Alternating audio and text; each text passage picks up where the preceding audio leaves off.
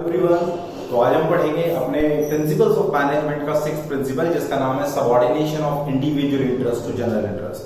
कौन सा प्रिंसिपल पढ़ेंगे? 6th प्रिंसिपल जिसका नाम होगा subordination of individual interest to general interest. अब पहले समझते हैं subordination of individual interest to general interest का मतलब क्या होता है। कि सबऑर्डिनेशन इन सबऑर्डिनेट्स, सबसे पहले कहते हैं इंडिविजुअल इंटरेस्ट यानी पर्सनल इंटरेस्ट, इंडिविजुअल इंटरेस्ट, और एक जनरल इंटरेस्ट होता है जिसको बोलते हैं ऑर्गेनाइजेशनल इंटरेस्ट। तो ये कहना चाहता है ये प्रिंसिपल कि एम्प्लॉइज अपने पर्सनल ऑब्जेक्टिव्स को लेने से पहले we need to make focus कि हमें सबसे पहले फोकस किस पे करना है? Towards the achievement of organisational goals. अपने इंडिविजुअल गोल्स को अचीव करने से पहले we must prefer to achieve organisational goals, क्योंकि एक बार ऑर्गेनाइजेशनल गोल्स अचीव हो गए तो ऑटोमेटिकली हमारा इंटरेस्ट पूरा होगा। अब इसी की बात करते हैं कैसे पूरा होगा। इस प्रिंसिपल कहना क्या चाहता है? ये प्रिंसिपल कहता है the interest of an organisation should take priority over the interest of an individual employees. कि ऑर्गेनाइजेशनल का जो इंटरेस्ट होगा वो ज्यादा प्राथमिकता रखता है, ज्यादा प्रायोरिटी रखता है as we are comparing it with the individual interest. देखिए, एक ऑर्गेनाइजेशन के अंदर हर एक वर्कर, हर एक इंडिविजुअल के अपने कुछ पर्सनल ऑब्जेक्टिव होते हैं किसी भी कंपनी में काम करने के पीछे। मैं भी किसी ऑर्गेनाइजेशन में काम करता हूं तो मेरा खुद का भी एक कोई इंडिविजुअल ऑब्जेक्टिव होगा जिसके लिए मैं उस ऑर्गेनाइजेशन के अंदर काम करता हूं। और कंपनी के खुद के भी अपने ऑब्जेक्टिव्स होते हैं। कंपनी के खुद के अपने ऑब्जेक्टिव्स, एक इंडिविजुअल के अपने खुद के ऑब्जेक्टिव्स।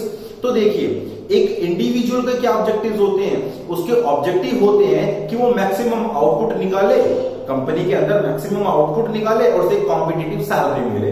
दूसरी तरफ एक ऑर्गेनाइजेशन का क्या कह सकते हैं, एक ऑर्गेनाइजेशन के क्या ऑब्जेक्टिव होते हैं?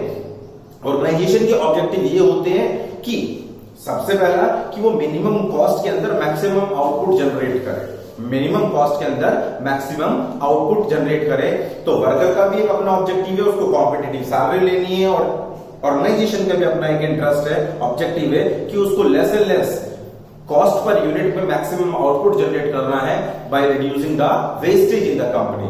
बात करें इन सब सिचुएशंस के अंदर द इंडिविजुअल, इसमें कह सकते हैं in all the situations the interest of the company, जो इंटरेस्ट होता है कंपनी की इन सब सिचुएशन में, जो interest of the company will supersede the interest of an individual employ.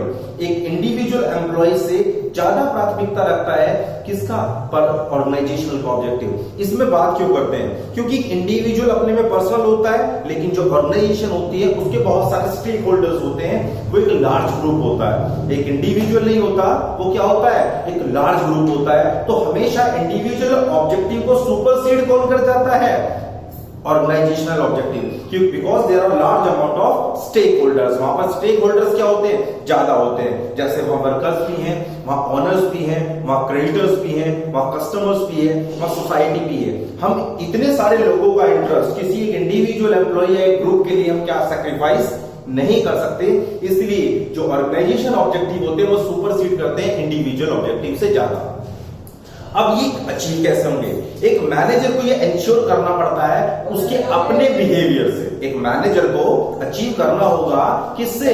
अपने बिहेवियर से।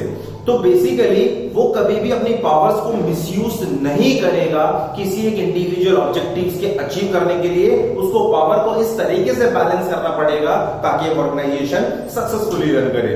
तो ये प्रिंसिपल यही बोलता है, according to this principle the interest of the organisation should take priority over the interest of an individual employee. Organisation का interest ज्यादा priority रखता है as we are comparing it with individual employee. Each worker has some individual interest for working in a company. The company has got its own objective. Company के खुद के अपने objective होते हैं। In all situations, the interest of the group or company will supersede the interest of an individual employee. हर एक case में जो company का इंटरेस्ट होता है वो ज्यादा प्राथमिकता रखता है as we are comparing it with an individual employee. And a manager can ensure this by his or her exemplary behaviour. अपने खुद के बिहेवियर से वो इसको कर सकता है कि उसको एक इंडिविजुअल को प्रायोरिटी नहीं देनी, उसको एक ग्रुप को प्रायोरिटी देनी है, उसके ऑर्गेनाइजेशन को प्रायोरिटी देनी है। तो कहने का मतलब यही है, ये कह सकते हैं निचोड़ इस प्रिंसिपल का subordination of individual interest to general interest. General interest is much more than the individual interest.